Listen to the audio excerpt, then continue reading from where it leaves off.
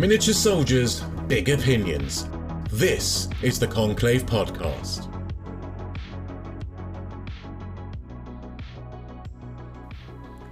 Hello and welcome to another episode of The Conclave. I am your host, ADRWargaming, and tonight I am joined by two of the normal Conclave team. Unfortunately, I'll just say before we start, Quipster is not with us, but don't worry, we'll still insult him. Unfortunately, he's not feeling too well. So, you know what, we'll keep the insults up, but let's also send him a little bit of love. So I am joined by Ed the Sandman. Ed, say hi. Hi. There we go. Nice, succinct, to the point. It's what we like about you, Ed. And, of course, we are joined by Rezza himself. Say hi, Rezza.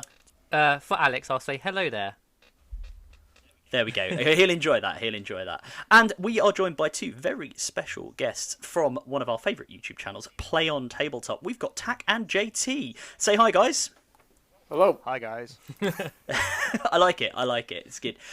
So tonight we are going to be talking with Tak and JT a little bit about their history in the hobby and obviously what they're doing with PlayOn TableTop, as well as a look at JT's fantastic Drukhari list, which recently ended up in the final of the Las Vegas NOpen, which I think has been something that people have very much enjoyed seeing the Drukhari. And we've also got a new codex on the way, so we may get their thoughts on that. So, to kick off, let's start with you, Tak. Could you tell us a little bit about how you got into the hobby and how long have you been doing this? What's your favourite army, etc.?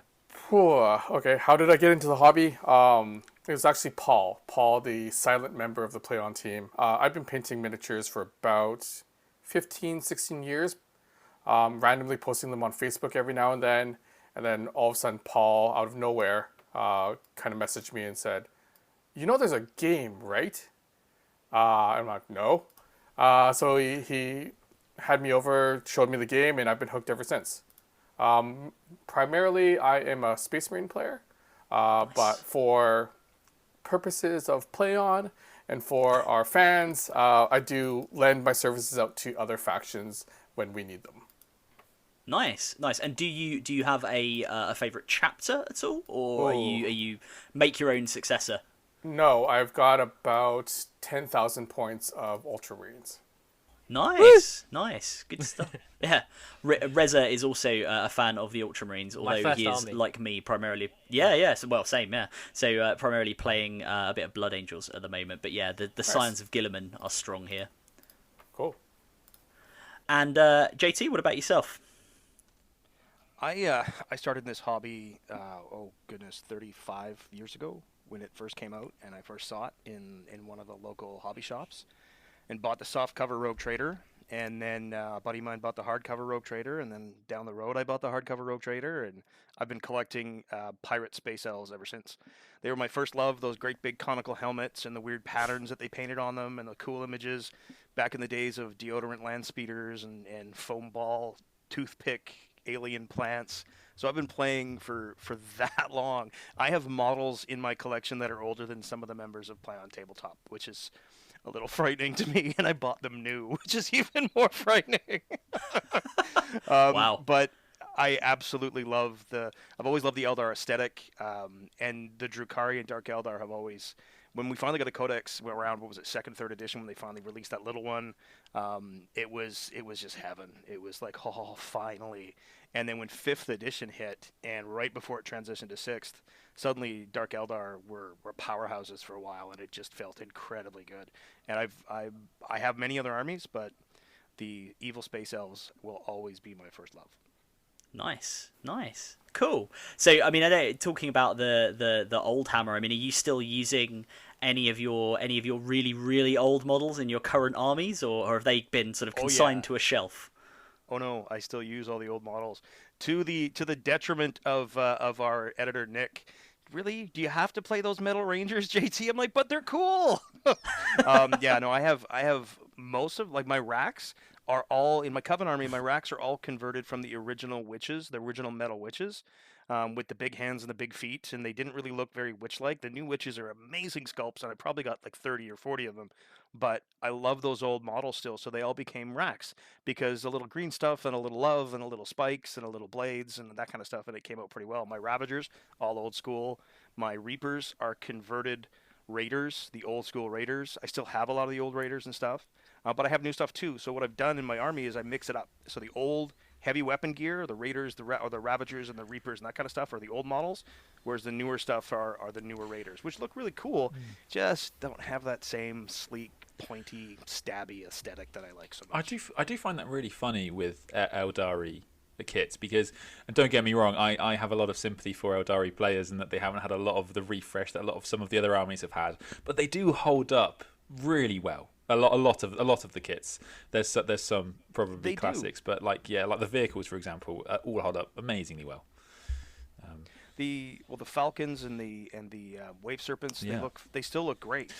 Way better than those old Armorcast ones, which I'd still love to get some of those. But no, the Guardians, I don't think the Guardians have had an update in 25 years. Yeah. And they still look pretty good. Yeah, good. they're not bad, are they? There is that one. Yeah, there is that one new one, right? Who unfortunately is a corpse on the which I think annoyed a lot of Eldar players. Did it ever? Yeah, no, I agree with that. I mean, the Eldars, we a friend of ours, Charles, who's part of our sort of gaming group here in London. He's a very big Eldar player, and he's probably got like 8,000 to 10,000 points, if not more, and these are all sort of Baeltan painted, and he has the common complaint of Eldar players, as we say, that it's very old sculpts, and they should release something new. But yeah, they do still look good. I mean, I compare them to, say, some of the older, before they refreshed the range, some of the Sisters of Battle models, in particular the Dialogus, who was sort of knocking around looking like they had something wrong with them. So they were a lot less palatable, I think, and hold up a lot less well even than the fine cast Eldar. But yeah, no, it's really cool that you're still getting use out of them. I think that's awesome. Actually, I think there's always room for that. I love it. I love the look. So that's a silly question. Yeah. Ready for the first tangent? I don't really know a lot about Drukhari or any Eldar at all. What is the difference between Drukhari and Eldari for someone who needs to be kind of told and educated? Like where did all this happen? This depends on who you ask. And do you want to put a timer on this? JT could go on forever. They can keep the games to 40 minutes. They can't keep the... I'll give you the elevator pitch on the difference. Eldar are the oldest race in the galaxy that still exist. They literally partied so hard they birthed a god. And that god either always existed or never existed, depending on which way you look at it. The Drukhari said, you know what? We don't need psychic power. We're gonna do our own thing. We're gonna hide from She Who Thirsts. Whereas the other Eldar went, oh man, did we screw up? We gotta fix this, and we have to protect ourselves from dying by using soul stones. And the Harlequins were like, look, we're gonna dance, and we're gonna show you how this all works. And we're gonna remind you guys of how you screwed up completely and royally. So that's basically how Eldar work in a nutshell. There's, I think if I may say, I think there is one key component there, JT, which you've just frivolously overlooked, which is our favourite dinosaur riding, edge of the galaxy dwelling version of the Eldar, who currently don't really have a line, which is the Exodites. True. Do you have any Exodites? Do you have any Exodites in your Eldar force? I have some, but they're really old stuff that I had kit bashed and converted. My favorite quasi-Exodite army, if you want to call it that, is owned by a friend of mine in Grand Forks. Scott DeWinter Wilkie has an entire Kroot Eldar, Dark Eldar army. Wow. So models from Slaanesh, models from Sigmar, models from you name it, and then Kroot, but it is an entire Dark Eldar army, all made out of Kroot and Kroot animals and monsters and flyers and stuff. It's freaking amazing.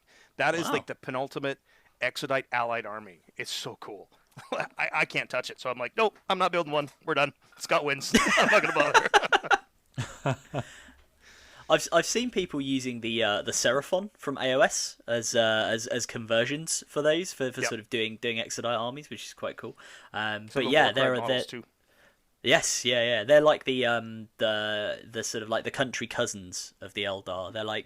No one really talks about them, but they're there. They're doing their thing. They're riding around on the back of a dinosaur. So to move back to you, Tak, a little bit. If you don't mind me asking, what attracted you to the Ultramarines? Then what was your sort of your draw into them as your favorite chapter? Oh, I mean, unfortunately, I don't have the time that a lot of the other members of PlayOn have. So I'm not the lore guy. I'm the, that looks pretty guy. So growing up, kind of like walking past the Games Workshop and kind of seeing the poster boys, I'd always wanted to have an Ultramarines army. So finally, when it came down to like doubling down and building like my biggest force, I chose the Ultramarines just because as a kid I'd always wanted them. As it currently looks like they are going to release a range of Ultramarines characters with Scenario Ventures. Are there any of the Ultramarines characters that you're particularly excited to get? Again, unfortunately, I'm not the lore guy. No, fair enough. So it's all about how good the sculpts look. And really, I didn't start my Ultramarines force, and this will earn the ire of some people. I didn't start it until the Primaris came out. I wasn't a big fan of the hero scale. It's got an aesthetic. I enjoy it, but I didn't particularly want to paint it. But then the Primaris came out, and actually the model that won me over was the Redemptor Dreadnought. Because now, as a half Japanese guy growing up and watching a lot of anime and watching a lot of mecha anime in particular, I could never fall in love with the old Dreadnoughts. Like, they were just too small. Give it legs. Like, we're talking these massive war machines stomping across the battlefield, and then when I saw them, like, they're stubby. They don't look like they're doing much stomping. Their knees don't look like they could ever work.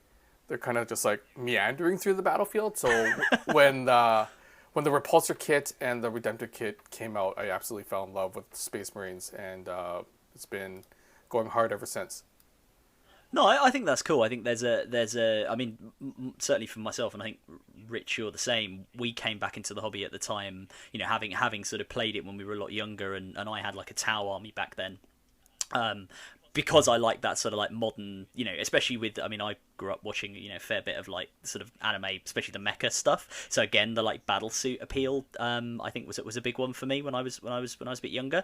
But when I bought some Space Marines because I got the No Fear set, the Primaris scale for me, I really like it, and I one thing, again, may cause some ire among some people. One thing I really don't like is when people try and gatekeep, and they do that thing where they're like, oh, well, if you haven't got, like, the old-scale Space Marines and you haven't really played, it's like, no, if people want to build a Primaris army, if you love the Redemptor Dreadnought as you do, if you love all the hover vehicles, all the repulsor vehicles, that's your hobby, man. Like, go for it. And, like, I've converted up a load of... sorry, this comes up almost every podcast, so the guys are bored of hearing this, but my Sanguinary Guard that I use in my Blood Angel successor, I hate the Sanguinary Guard kit. Because they're tiny. They're supposed to be these super powerful warriors, and B, the sculpt. And again, the thing the listeners will be familiar with hearing me get angry about is the knee abs. They have these like weird crosses on their knees, so they have like knee muscles. So I just took the Stormcast kit. They don't skip leg day, exactly. Adam. I keep telling you, it's the importance of doing leg day.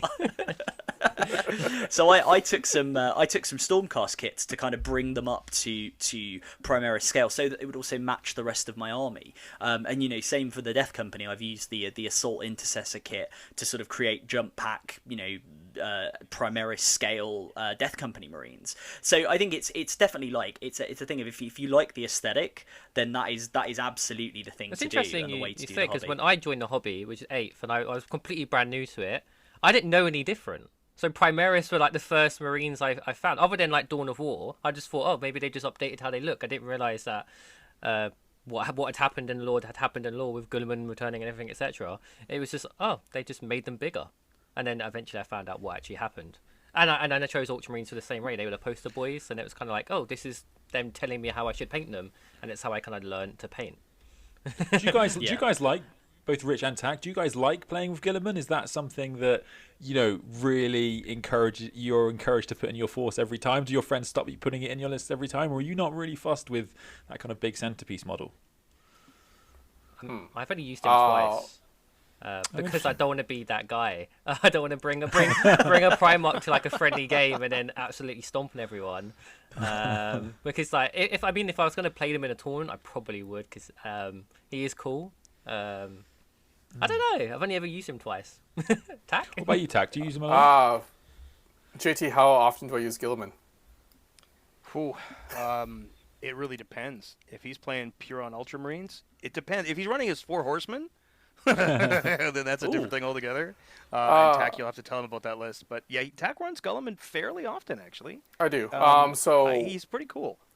both JT and myself, prior to forming PlayOn, we're both fairly regular tournament players. And you could kind of say that we're competitive in terms of we do want to win our tournaments. We do want to succeed. However, like never at the detriment of having fun.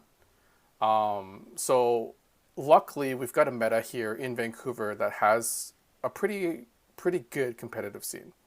So we're all forgiving of each other, bringing the best lists that we can because we want to beat each other at our best, right? So I would play when Gilliman was really good, and it made sense for him to be in my list because I wanted to kind of go to top table. Yeah, absolutely. I was playing a lot of Gilliman. But at the same time, you know, sometimes you get bored. Not bored, but sometimes you just want to have fun. So I went to the biggest tournament in BC. And I think.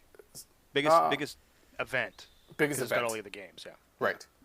So the biggest event in BC. And I decided to go with 4 models.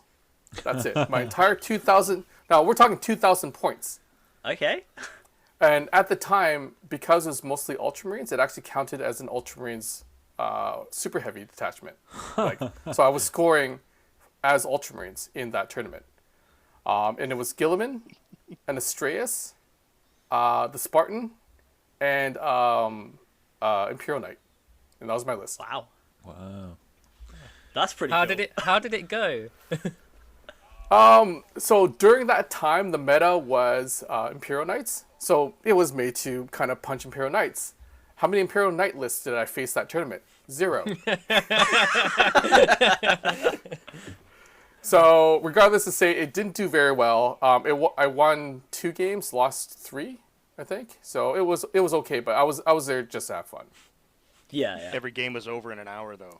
I played 2 games in an hour with one player because he brought Brass Scorpion. Wow. So unfortunately, the game was over in half an hour, and then we're like, it's a tournament. What are we gonna do for the next 2 hours? So we just decided to play again. Okay. But yeah, the second game was also over in half an hour. So Oh god, I mean, it's you know what? It's games like that where they're just ridiculous but memorable. Where someone brings I mean, how often do you see a I mean, I don't know about the scene where you guys are, but I don't think over here you very rarely will you see a brass scorpion knocking around. Never seen one. On yeah, I think I've only ever seen one on tabletop tactics being used. I've never seen one in person, unfortunately, which is a shame because it's a cool model. we are Really cool model. absolutely blessed, I think, in BC for people that just want to have fun. And I think that's gone a long way in kind of forming our personas here on PlayOn. But we just want to have fun. So we've Sterling, who's been on the channel, he wanted to be the #1 Assassins player in ITC. So he played 2,000 points of 12 Assassins and 3 buildings. He's that 3 guy. fortifications. Oh my! I remember this list coming up in the LVO. That's the funniest thing I've ever seen. He went to LVO with that list, right? That was incredible. Amazing. So That man is beloved by the internet. I'll tell you that. oh yeah, definitely. He's a good guy. And then at that particular tournament, I faced a Brass Scorpion with my 4 horsemen. I faced the Necron Pylon with that. Wow. And here's the thing. He brought a Pylon, a Doomsday Arc, and a Tesseract Vault. And here's a really interesting interaction with the Tesseract Vault. You measure to the base, right? But the model, we know the model's this big. Yeah. So can an Imperial Knight get into base contact to fight a Tesseract Vault? Just tip it slightly. So basically what happened in that game is, my Imperial Knight charged the Pylon. And then the weird interaction is, a Pylon is stationary, which means I auto-hit, which means I can finally use my Gauntlet, which means I can throw the Pylon if I destroy it.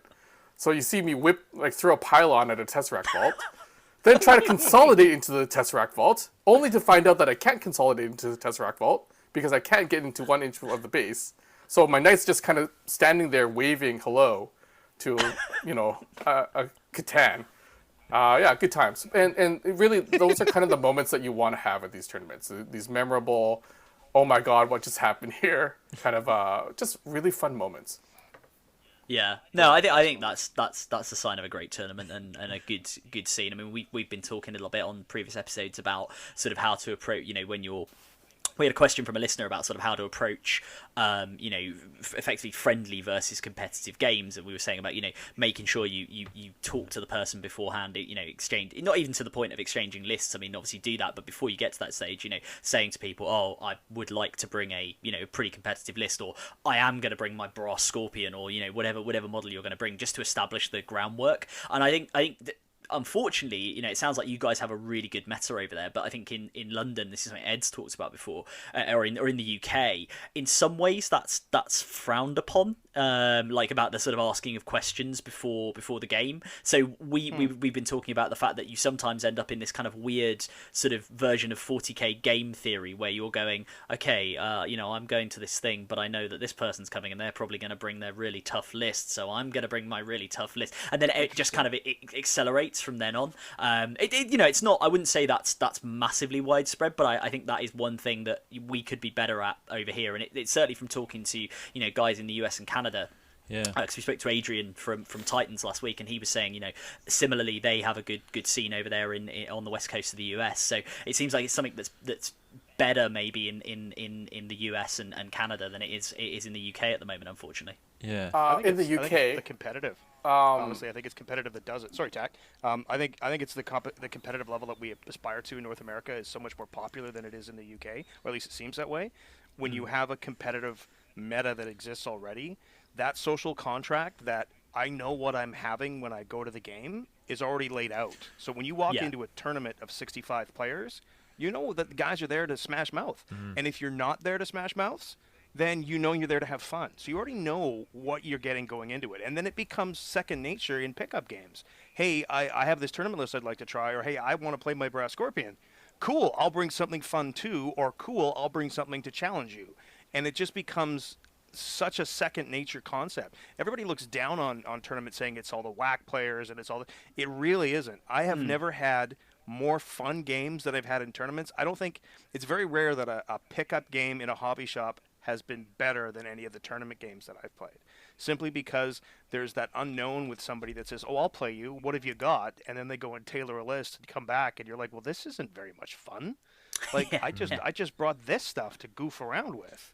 So I think, honestly, it's that competitive mindset that going in that this is going to kick me in the junk and I need to be able to kick in the junk back.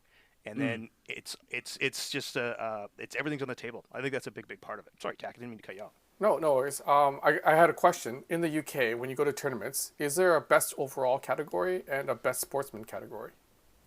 Yes. Yeah. Yeah. They all do that, Best overall. What wins you best overall? Oh, I see. So normally it will be split into like just points from the games, and then they'll have an additional tournament that runs alongside for best sportsman. That's normally how it's split out. Where you vote for your best opponent, kind of, and then you Although we did do the Fun and Fluff in the UK, which is quite a famous tournament over here, where you they are aggregated, and so you are encouraged, and it's also aggregated with a score, which of like how fluffy your army is, which is judged independently, which is a really interesting way of running an event, I thought. Almost like a comp. Because I think the BC meta, on a good year, there's about 3 to 4 charity tournaments. And the charity tournaments, they score best overall, being a composite of your sportsmanship score, your paint score, and your winning record, right? So the person that walks away with the biggest prize from a tournament isn't the best general. It's the person that played the best, had the prettiest looking army, and really showed their opponents a good time. And what do you enter into BCP or the frontline stats? Or BCP, it's your overall scoring. You do the overall. Oh, right? Okay. Sorry. For us, we just did tournament. Yeah. Yeah, it's just a general score. can take their ITC points and be happy. Right. If that's what you're there for. Great. Yeah. I see what you mean. But if you're there, like TAC is really all about the display and the army and the coherency and the theme, and the stuff that he brings to these charity tournaments is just absolutely beautiful. The last one we went to, he's like, look, I got everything on foot. And I'm like, you actually have everything on foot. This is going to be really fun.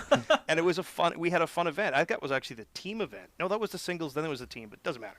But everything is coherent and thematic, and it fits a certain look, and it has an idea and a concept. So when you walk up to you go, oh, this is an X or this is a this. So that scores higher in those events. But for the guy who just brings his smash mouth 1,500 points, I want my ITC points list, yeah, go ahead. Yeah. You can have your ITC points. But all the guys that are getting the cool prizes and getting the pats on the back and buying drinks for them and that kind of stuff, they're the guys who spend the time to build the models, to paint them properly, to have a theme to them, and to enjoy their games with their opponent. So there's still that element, and there's always one or two guys that just want the points. And hey, that's your hobby, man. You play it that way. Yeah, I should just explain. Yeah, sorry, what I said. But BCP there, for people that aren't familiar listening, is best coast pairing. It's where a lot of the points are tallied when you go to Warhammer events, if that wasn't clear.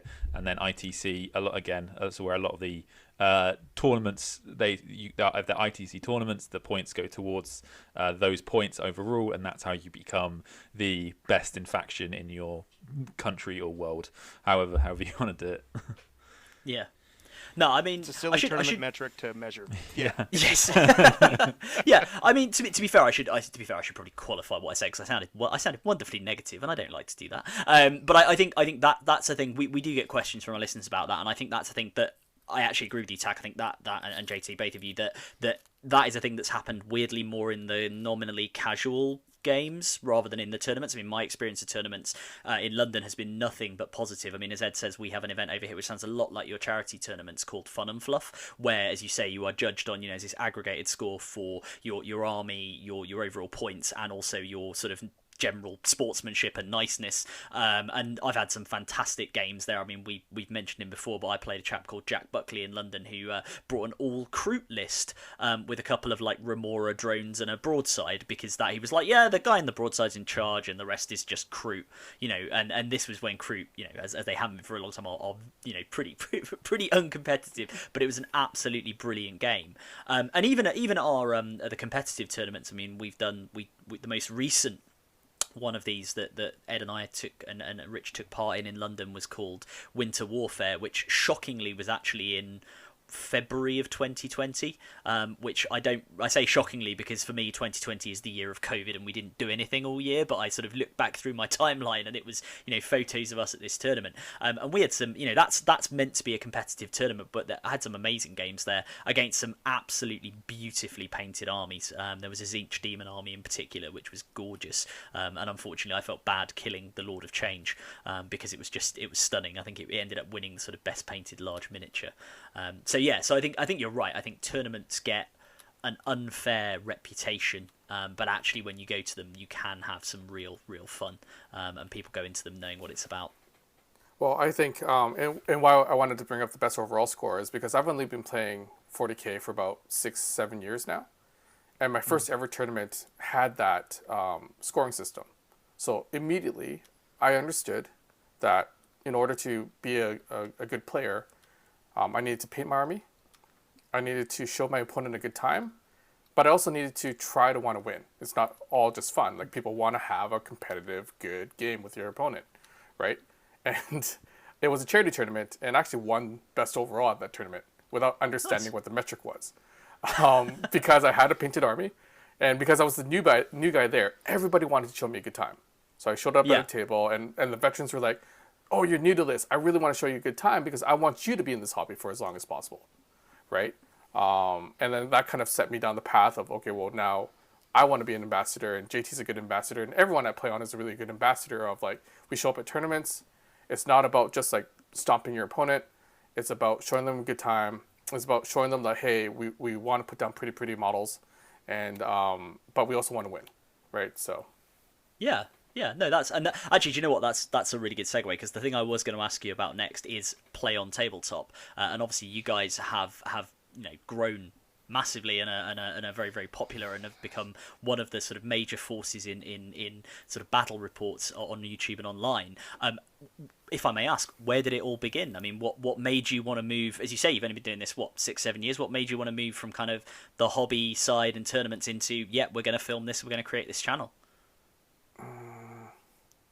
It's all Tak's fault. It's all my fault. You really took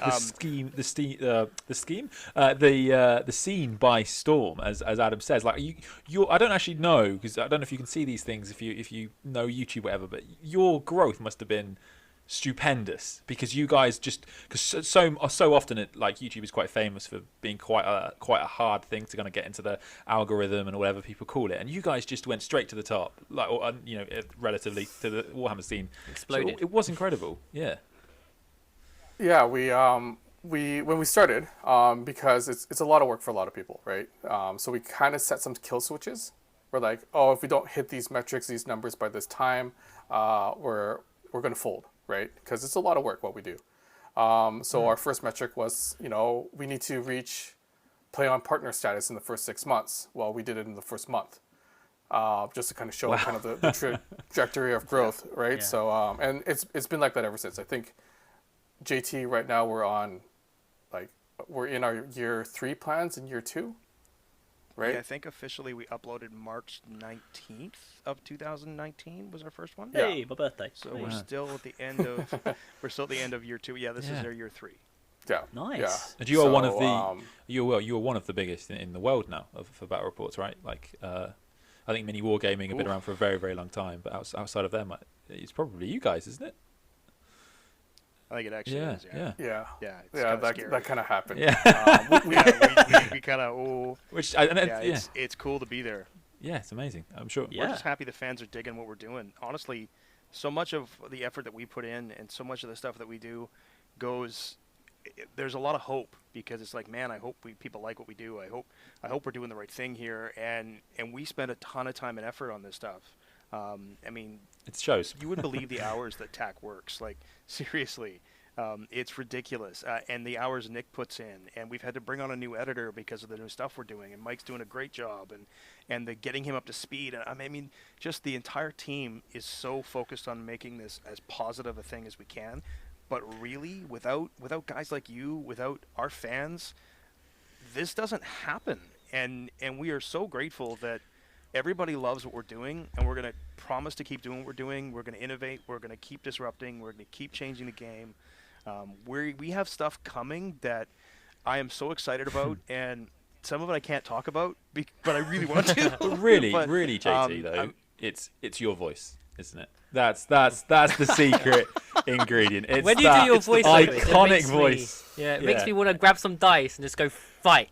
You were one of those people. I remember saying this to Winters as well, Winters SEO, because we had him on, and he actually didn't put his face on camera for a really long time. I was so fascinated with what you looked like, because you have such an iconic voice, and it was just like I was. And when I first saw your face, I was like, that it just fit you. I was like, that's him. That's JT. Well, I'm glad that you didn't disappoint, because it's really all about the beard. I mean, if without the beard, I don't know what I sound like. I think I probably turn into a Smurf with a not an ultra Smurf, like a real Smurf, like, you know, Papa Smurf. Yeah, that would just. It would give it a slightly different vibe, wouldn't it? The intros. It would, wouldn't it? Besides, my head's really round. Oh well, that's why I've got the beard as well. I mean, my hair's a bit long because all our barbers over here are still closed because we're still in lockdown. But yeah, that's why my other half is like, you can never shave the beard because you will look a bit like a sort of, you know, those cherubs from the Sisters of Battle. I'll look like a cherub. That's the problem, right? And I have to avoid that. There's a reason you guys can see it, and of course our listeners aren't going to be able to hear this, but you guys can see the window hitting the shine off my head. There's a reason I'm always wearing a baseball hat anytime you see me on camera, because I don't want to. There you go, bud. There you go. Thanks, man. Appreciate the love. Yeah. See, I got the landing pad up here now. Like, I got that little. It's connected. I shaved mine the other day. I mean, it's. Did you? I've been a few days since I've shaved it, but yeah, no, it's one of the benefits of getting old, I guess. I've got more hair on my back and on my chin than I do on my head. Yeah, it's the upside down head. It's a thing. It is. It's absolutely a thing. So I'm the opposite. Sometimes I think I'm the only person in Warhammer that can't grow a beard. Like, I grow an incredibly poor beard if I ever try. And like, we're such a bearded community. Like, nerds and there's beards. Definitely something about the beards in Warhammer. Yeah. I love right now. I'm digging Tac's beard though. He hasn't had the haircut in a while either. And I remarked that in one of our chats, just the angle that it had. I'm going to say it, Tac. He kind of had this Ken Leone thing going on. Remember Ken Leone? He was always the quote Asian bad guy in like every movie. Die Hard, Big Trouble in Little China. He had the really long hair. And Tac, if he keeps growing the hair out, he's gonna have that look. I totally channel dig it. It's bad just guy awesome. coming. Channel bad guy. Yep, just totally fits the role. I think I already am the channel bad guy, unfortunately, or fortunately, however people want to take it. Yeah, you keep beating the crap out of Steve. It's really unfair to watch. Man. Stop rolling sixes, Tack. Good grief. Steve's dice rolls aren't that bad. It's just Tack keeps rolling sixes like it's like nobody's business. It's a talent. So I think what you need to do then in that case is you need to get Tack and you need to get Lawrence Baker from Tabletop Tactics, because he's another like constant rolling sixes, and you guys can just have a battle and just see who can roll the most sixes in a single game between you. Just see who wins. Who gets the next time. I actually want to track it the next time Tack's playing. I want to keep track of how many times he rolls sixes, just for my own edification. That could be like a really cool graphic you put up. Yeah, like Tack's six count. Yeah, I mean, you think about it. Like in the two finales from last season, the AdMech Warlord trait, the Pangyric progression, whatever it is, where you get the extra hits on sixes. With Tack's ability to roll sixes, it's like nothing standing in front of him. Shoot it doesn't matter what board you play on. He's just, you're done. Like it was hard to watch. I'm like, that firepower is brutal. This is brutal. Yeah. Oh, It was hard to do to Steve, and on that note, like, because yes, I brought a fairly competitive list. I'm kind of used to building those type of lists. Unfortunately, one of the things that happened during us planning for the championship was everyone wasn't getting a lot of practice games in, if any. I didn't get any practice games in, and we all kind of just brought to the table what we wanted to play without really talking to each other. So Nick's like, I really want to play Kroot, so he brought Kroot. Tycho's like, I'm almost done painting these war dogs, so I want to bring a Chaos Knight army. So I brought a Chaos Knight army. I brought the AdMech because at that point, that's all I had painted up to. So I literally brought what I painted, and then Steven decided on Black Templar and there was a disparage of list build for that championship, unfortunately. But I think we made the most of it, and Steve did get a rematch. he did. That we did live as a live test in January. So Nice. Ah, cool. which is also on our YouTube. Yes, yeah. I was gonna say we'll get the plug in now. If people listen thus far and you've not already watched something from Play on Tabletop, please go to YouTube, check them out. The videos are amazing, and I said before the podcast we were going to hop on the cringe train for a while, so here it comes. The videos are amazing, the games are good, the enthusiasm from Tack, from JT, from the whole team is brilliant. I mean, even I know sort of when I've talked about Play on Tabletop with people who've sort of maybe watched one or two episodes, I think somebody obviously saw Nick playing. Someone's like, yeah, they've got that guy that really loves Tau, doesn't he? And it's like, I've never seen somebody more enthusiastic about, like, yes, I've got a Manta with me today. It's amazing, and the production values. And I'll lead this on to what I'm going to say next. But the production values that you guys have are absolutely brilliant. I mean, the level of quality in your boards, and what you produce is amazing. I mean, if I may ask, how do you do? I mean, how do you come up with those ideas? I mean, the one that's standing out in my mind here is the game between UTAC and Nick with the sort of like AdMech base in the sky. I mean, that was insane. Sky battle. Yeah, it's crazy. How did you come up with that? That's all Nick. Well, I mean, that particular one was Nick, and Nick talks to JT about terrain builds. He talks to Tycho about terrain builds, and we kind of come together and we kind of just throw ideas in, going like, we would really like to see X, right? That one in particular, we were just editing side by side, and Nick's like, oh, we need to plan our next game. I want to bring all of my flyers. I'm like, I've got some flyers. Okay, we'll do a flying battle. Okay, how do we do a flying battle? Well, what if it's a sky base? Okay, and then you kind of steamroll from there, right? So yeah, it's just a lot of constant collaboration, constant challenging of each other. And that's kind of the most important thing. It's like, it would be easy for us to kind of look at our repository of terrain that we've already built, all the mats that we already have, and kind of go, okay, we're going to do a battle report today. Let's pull this and that out of the woodwork, right? Instead, the way that we tackle is we kind of look at the story first. This is a theme we want to do. This is the battle we want to play out. These are the forces we want to put on the table. What is the best setting for this? And then if that means building from scratch, that means building from scratch. If that means pulling out terrain we already have, that means pulling out terrain we already have.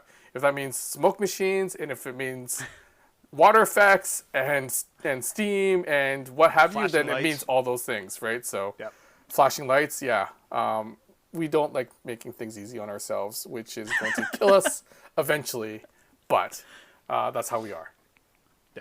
Yeah, and I don't know. I mean, I can't speak for the guys, but certainly that's one thing that stands the channel out for me when I watch it is just the level of that level of kind of, I guess, passion that goes into it. It shows in what you produce at the end of the day. I mean, are you guys just sort of you effectively, as you say, you scratch build, you sort of just build everything yourselves, or do you work with local clubs to kind of bring stuff in? Or? Have you seen the year 1 Apocalypse battle? Do you know that one? No, I have not. Okay, so that one That is was a good one. by far my favorite terrain build ever that we've done on the channel. And it's because I selfishly fell in love with Horizon Zero Dawn, the video game. Oh yeah, And the whole post-apocalyptic world, that setting. And so I approached JT and Tycho. I'm like, we're doing an APOC game, which means the buildings can't be just regular 40k buildings. Yeah. We're bringing a Warlord Titan. We're bringing a Reaver Titan. We're bringing 3 Bio-Titans, Tyranid Bio-Titans. So the scale was going to be massive, absolutely huge. So the board had to be just as big to tell the story. So I think I brought JT and Tycho over and we played a little bit of Horizon Zero Dawn, and I was like showing them the scenery and kind of the big buildings. I'm like, I need this. Can you do this for me? Can you do it in a month? You should have brought the other Nick on, who has the Mauler Fiend that looks like the Watcher from Horizon Zero Dawn. Cool to have him fight. Yeah, Sure. we didn't know him yet. Oh right, okay. we Because met that's one him of my after, so- favorite conversions I think I've ever seen. It's Because so I good. also So love that good. game. Yeah, incredible model. Yeah. Yeah, Tycho and I went to town on that terrain, and big props to my buddy Corey Laycock who got me with all that. That's all foam core. All those buildings, when you go and look at that stuff, it's all foam core. That's all like white foam board that you can buy at the pound store. The stuff we have is a little bit firmer, a little bit stronger, but Tycho and I literally spent, cripes, I guess it was a weekend, roughing everything out, and then we painted it in another day, and then we spent another day flocking it, and then we added more, and we added more, and we added more. My favorite is the overpass. We built a 3-piece overpass that's shattered, and we're looking at it going, okay, how do we make it look like pillars? We looked at the beverages we were drinking, went, hey, those cans will work, and those are actual beverage cans that are holding up the overpasses. And then we textured it with you can buy this stuff called no slip spray, so that you spray it on like your stairs or what have you, and it's like a gritty surface. That's what we textured the cans with, and then spray painted them. And that's what gives it that rough concrete pillar surface. And then we could run stuff down it and make it, and it was just it's all scratch built. Not like 90% of that stuff was literally just trash. Like it's all recycled, upcycled stuff. That's amazing. Really I spent literally more know than words. $50. That's amazing. Do you know what that's? Yeah. It's very like in the spirit of the sort of, again, thinking back to when you were saying earlier about the deodorant can like tank from back in the day in the old in speeder. GW. It's obviously there are companies out there that sell terrain, but it is very cool when people just just go out and go, oh yeah, I've got a lot of recycling crap here, I'm just going to build myself a vast imperial edifice. I always think that's pretty awesome, and there's actually a lot of value, I think, in putting effort into your terrain as well as into your models themselves, because it really kind of stands out when you eventually put it all together. But I guess my question I have to ask is, do you guys have a favorite, and maybe it is that year 1 APOC game, but do you guys have like a favorite game on the channel which you would say to someone who's never seen what you guys do before, that you would say to them, okay, watch this will give you a great intro into like who we are, what we're about, and just is a fantastic game to watch? That's a tough one. That's a real tough They're one. all Yeah. really good. I think I know what my favorite one is. And it's funny because I think our fans know it too. I think one of my favorite games is Alex McDougall versus Tak Kawana. It was our first one from Season 2. That game is iconic. It's Ultramarines versus Tyranids. It's Gene Stealer Cult. It has cool terrain. Nick 3D printed a bunch of cool stuff and made it look like the Viva la Revolution. It was a bit of an Ultramarine castle, and poor Alex had every dice roll come up short that he possibly could. And the end of it is, I won't give it away, but it's like, you know what, I may as well try. Well, here we go. I can't say anything else because it'll wreck it. But that game shows so much of the spirit of what we were about and what playing the game's about. Tak and Alex know each other. Alex and Tak are both great players. They're both very sportsmanlike. The roles didn't go anybody's way, but nobody was down about it. We were like, well, this is what we got to do. Let's do this. And everything went back and forth so well. And it looks really cool. It's a very iconic battle. And I think that's probably one of my favorites on the channel because it really represents 40k, and it represents sportsmanship, and it represents PlayOn. It's pretty. And yeah, that's probably my favorite one, I would think. Yeah, Nice. Alex McDougall is by and far one of the best players in Canada, I think. He's constantly ranked high up there, if not number one in his faction in ITC ranking. He does very well at major tournaments. He wins most of the ones that I attend. And he writes for Art of War. He knows his stuff. And for a tournament player to play the way that he did, given some of the roles that he got, really shows the character that he has. And again, what we want to do, apart from the production value is there to showcase something. Our terrain builds are there to showcase something. And what they're there to showcase is simply that 40k is a fun game to play. Right? We want to be ambassadors for this game.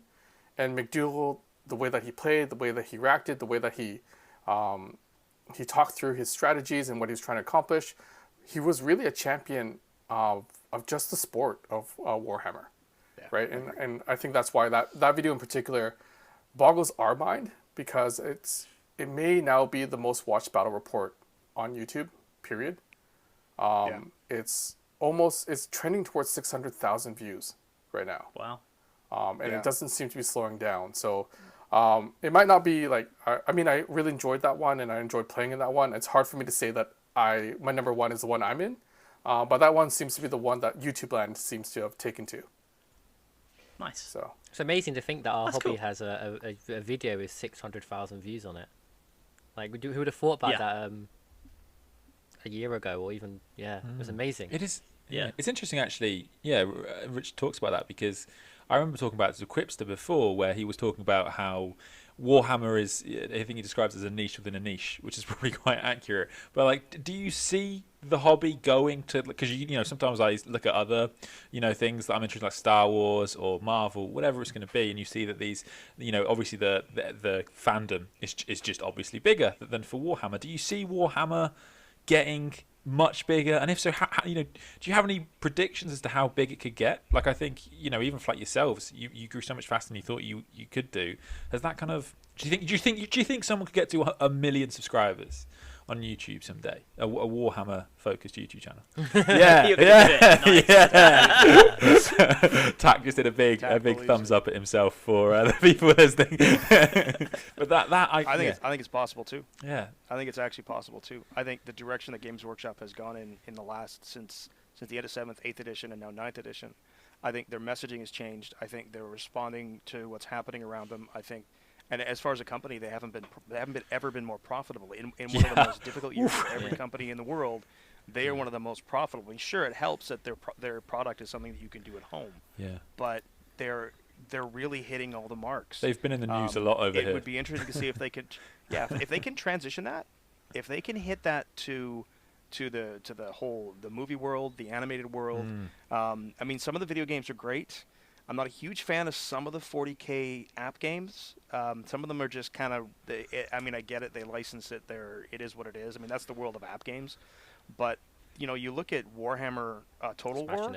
I'm a huge fan of that. Yeah. Total War 2 and now Total War 3 has been announced.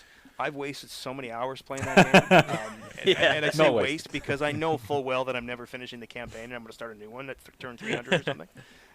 But I absolutely love that game. They've done so well. And it should be interesting to see what happens. Can they continue that and carry that forward?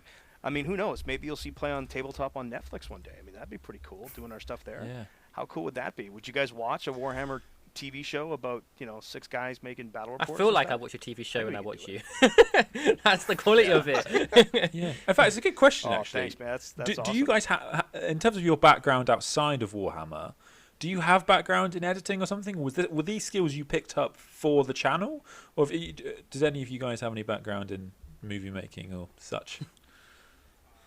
Nick, who is our primary director of photography as well as our primary editor or lead editor, he has 15, 16 years in editing / Okay. the film and television industry. That explains that. That explains that. Makes me Right? feel a little bit bad.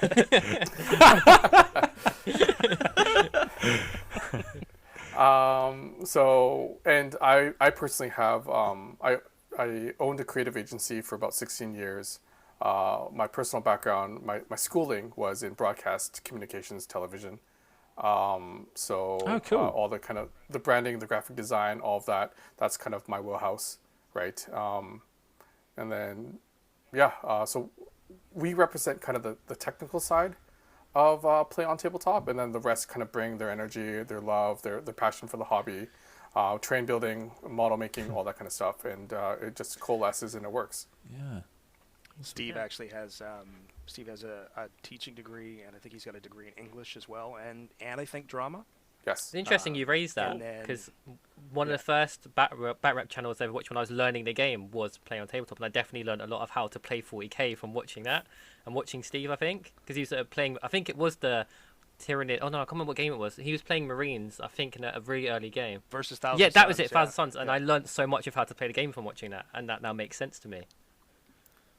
Sorry. Yeah, so he brings that energy, which is great because he explains things very well. If anybody wants to learn a game locally, he's probably one of the best people to talk to because he explains it very, very well. I come JT, from a you're pretty completely good too. different background. What was that, Tack? JT, you explain it pretty well too. It's because I have a 14-year-old, so I learned how to explain things because of that. But my background is completely different. I've been in sales forever, and in my late teens, early 20s, I was a professional wrestler. So of a different background, more performance art based kind of stuff, right? And is that how So you the guys voice decide who gets first projection- turn? Oh yeah, suplexes, totally suplexes. Yeah, it's all about the suplex. The epic voice makes even more sense now. It's the ability to work the stick, right? Yeah, it's work the mic. so Yeah, no, it's You're going to do ringside walks it next. was a lot of fun. And how did you guys settle on 40 minutes? Because obviously that is your flagship project. I think that It was 30. It was Oh, it 30 was 'cause 30, Tack wasn't didn't it? want 40. yeah. Tack didn't want 40 because fours are bad luck. But like obviously Yeah. lots of people saw that first video, and it was, I remember that big 30 and be like, that's just, how is that going to work? Because it's, they were famously hours and hours long battle reports, and lots of them still are, and there's still a huge market of people that make those battle reports, obviously. But yeah, how did you guys decide on that, and was it tough? Was it and especially initially? No, it wasn't tough at all. Well, it was tough to kind of get the format down, but making the decision was a no-brainer for us. So this kind of leads into your previous questions in that how big can a Warhammer 40k channel get, or how big can Warhammer get? And I think it's about accessibility, right? What we saw, and it's a good thing, everyone else, the Tabletop Tactics, the Winters, the Mini Wargaming, they do a fantastic job of presenting a game so that's fun for current players. So if you're already into Warhammer, you can easily watch those battle reports and have a lot of fun seeing an entire game kind of play out in front of you. We wanted to tackle a different audience. Our audience was, yes, we wanted to entertain Warhammer fans, but we wanted to be accessible to new fans. And then That makes sense. if we can do that, I think Rezza, you said we look like a TV show. The whole point was to be entertaining. Every single second had to be entertaining. So how many, so we said, okay, 30 minutes first because we can make 30 minutes of entertainment. We pushed it to 40 because 40 just made more sense. But can we do 40 minutes of entertainment? Yes, absolutely we can. And if we're doing that and we're entertaining just anybody, then we become a gateway. And I think that's why you see us kind of growing at the rate that we're growing, because we're not just a niche within a niche. We've actually said that our niche is not tabletop gamers. Our niche is gaming, period. That's fascinating. So that if you're interested in gaming at all, then you can watch our channel and be entertained. That's super interesting. Yeah, that's very cool. And do you guys, I mean, to guess expand on Ed's question, one thing that's coming up in the community now, especially with, you know, the well, I say now, I mean, it's been sort of stalled by this year, as everything has, but by the sort of the growth in the hobby and the growth in tournaments, do you see it going down to sort of like an esports style route in terms of the big tournaments, and is that something you guys are interested in, you know, in having that sort of oversight of, as well, you know, as well as from your running battle reports and producing your own content? Is that something you see yourselves doing? Personally, I can't do any more oversight on anything, but esports, yeah, like we want it to be that big because that just means there's more people to play with. Yeah. Right. Yeah. That's all. We love this community. It's a like at least here because of the tournament scene that I mentioned before and kind of this idea of sportsmanship. I can go to a hobby store and have a good time with almost anybody. I can go to a tournament and have a good time with almost anybody. So now, imagine now that I'm going to tournaments of thousands of people and meeting thousands of people and having a good time with anybody. Like growing the community just makes sense, selfishly, because we want more people to play with, really. And we want those people to really enjoy playing this hobby and then passing it on to somebody else. So yeah, I think exponential growth is definitely in the future. Can it reach esports level? I think it can. Man, I love that. That'd be really cool. I'd love to be announcing esports stuff. I love listening to Paul Murphy and Adam Camilleri when they do the 40k Stat Center. Both fantastic guys, but to have the vision of the game, to be able to watch it like those guys do, comes from a tournament background, to know who's doing what and why, and to be able to understand, like what I do on set is I'm listening to the game in the headset, I'm monitoring the sound levels, and I'm paying attention to rules, I'm paying attention to interactions. And if guys are making mistakes, because let's face it, we all make mistakes. This game is really difficult. I'll be like, no, hey guys, no, you got to do it this way. This is how this works. Or even if there's a question, Tack will be like, JT, what's the name? What's the weapon the range on the Daedalosus again? And then I'll just give him the numbers, right? And that way we can make sure to get it right, because it's important to get it right, because we're a gateway. We want people to come to this game, and we want them to see it done properly. Even if we all screw it up, we don't want to be having mistakes out there. Well, those guys did it this way, and I'm going to do it this way. So we want to make sure that we get this right. And it's important to make sure we do it. And it's hard to study all the factions to make sure you know all the rules. And so to take it to an esports level, you're going to need guys who can do that. Yeah. And that's really, really hard. But I think the potential's there. I think it can happen. I think it would be really cool to see it. I can't wait to see 10 grand on the line when it's a 9-inch charge. That's gonna be a hell of a day. Oh man! How was the day? And he's failed the roll. It's funny. You fail that roll, and there's no money on the line. You still want to go into the corner and just kick it. Launch your dice out the window. Yeah. It's funny. I mean, you know what? Yeah. If you're having fun and it's about consistency. You can go to a lot of tournaments, and I think it was the 2019 season where going to tournaments actually paid for my entire hobby. Just in kind of like the tabletop prize guy pool, said that too. raffle winnings. You know, I don't want to encourage it because like it's tough to kind of reach that bar, but you know it's almost there. It's like you can kind of almost do it, right? And like play on tabletop. It's our passion for the hobby kind of shows that if you're really into something, you can make a living out of it because we're at this point a legitimate business. I've got people on payroll. We've got employees now outside of just the partners. Play on Tabletop now has to operate like an actual studio. That's amazing. Yeah, that's amazing. That's so cool. I think I think we're we're very much sort of like day job. We do this podcast. We like to play our games, but the dream for all of us is to be in that position and seeing you guys do it. We had Adrian from Tabletop Titans on. He's gone full time I think fairly recently. And over here in the UK, we spoke to Mikey from Hellstorm, and obviously he is now running that as his career, and that's so cool. It's amazing that people can do that and actually take something that is your hobby. And it's not a hobby anymore. It's what you're passionate about, and it's what you do full time.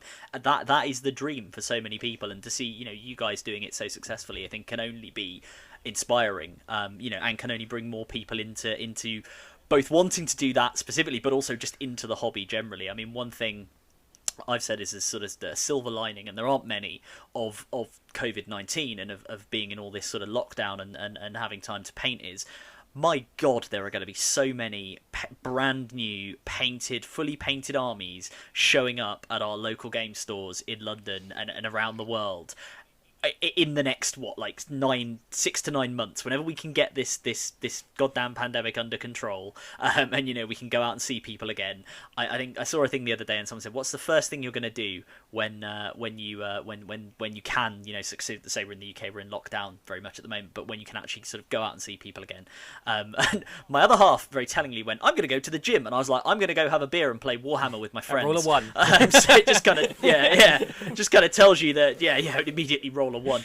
So yeah, it just kind of tells you. I think there's going to be so much enthusiasm coming out. Yeah, once we get this under control.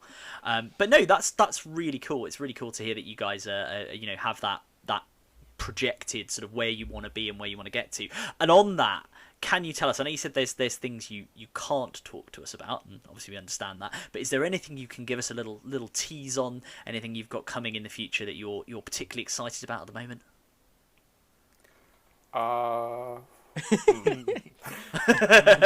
We like to ask the tough questions. There will be more battle reports. Was the announcement made already about the collaboration tack? Yes. That I was going to say that has come out over here. Certainly, we've seen that bit. So you guys can you can talk about that. We can talk about the collaboration. Yeah. So we've what was really cool was Deployment Zone TV, which is a large channel over in your side of the world. They reached out to us and they asked us if we wanted to do a collaboration with them. But what was kind of the kicker? The big part of it is Liam and Winters both have a massive vision for the Warhammer community worldwide, not just in the UK. So they presented this vision of having a primary place, where people could just come together and enjoy the hobby. So either on their Discord and kind of have conversations with other gamers, or in this one, almost like a Netflix, where you can kind of log in and you're going to get like a whole swack of content. And so they reached out to us and asked us if we wanted to submit a show for Deployment Zone TV. And we absolutely love the idea of having this place for gamers and hobbyists to kind of come together and really enjoy the hobby. So we are now producing a 12-part series that's going to primarily be exclusively on Deployment Zone TV. Nice. Yeah, I think they released the trailer for that you guys put together for DZTV subscribers, and it looks pretty epic. I've got to be honest. It looks pretty cool. I'm looking forward to seeing what happens. At the time I'd been painting up, finishing off a little bit of my Death Guard army at the moment, and I did quite like the nice sweeping shot of the Death Guard that you guys did. I was like, ooh, this is going to be good.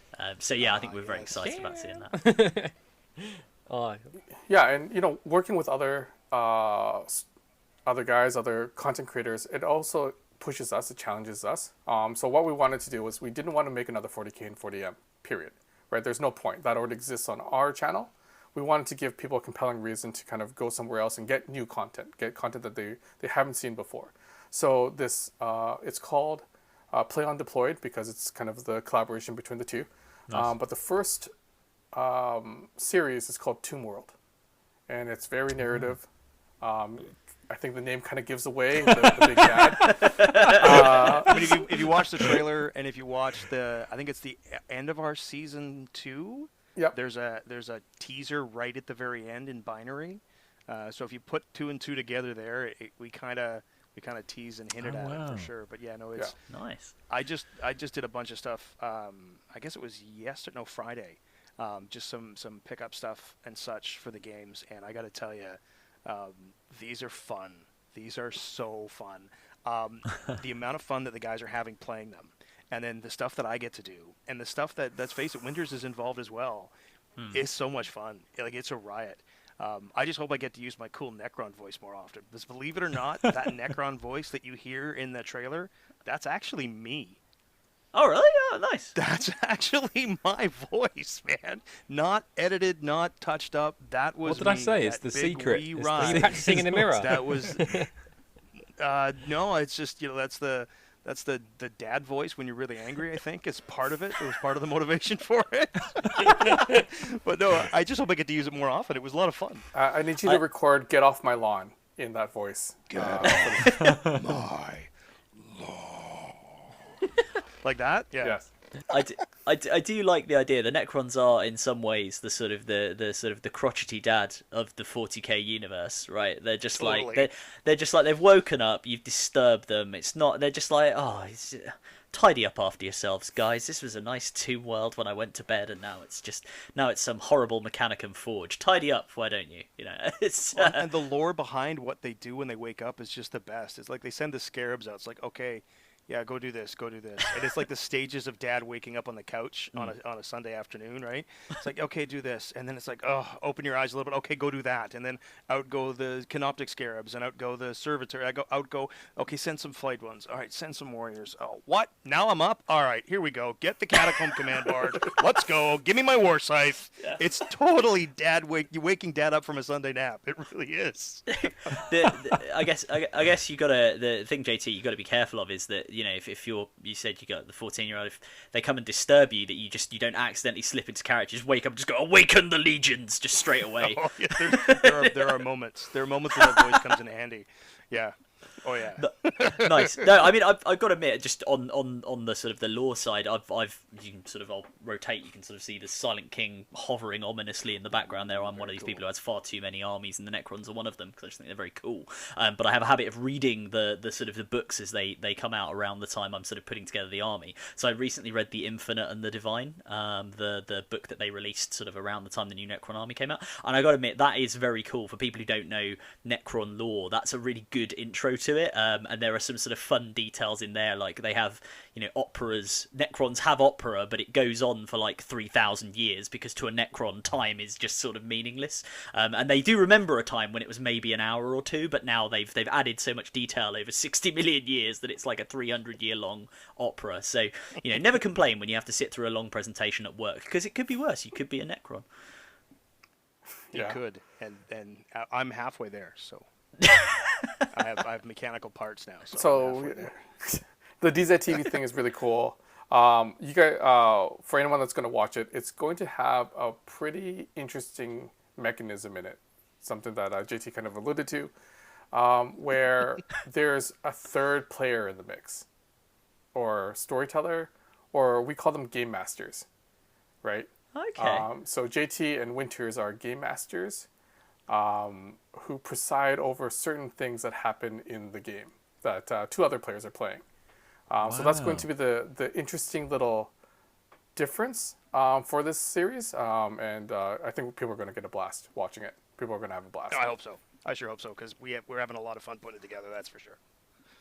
That sounds awesome. I mean, I know Winters, like we had a chat with Winters on here, just actually sort of back before Christmas, and one of the things sort of I sort of said to him about the way he does his bat reps is just some of the like random fun elements that he adds in. So there's a good one he's done, a sort of series with a guy called Sultan on the DZTV channel, with the sort of the Imperial Guard and the Orcs, and he had this mechanic for like squig bombs dropping, that was just sort of him dropping bits of paper onto the boards, and then just wherever they land, it's just like, okay, well the bomb's gone off, and half the time, in a very orky way, half the time they hit his own army, which is quite fun.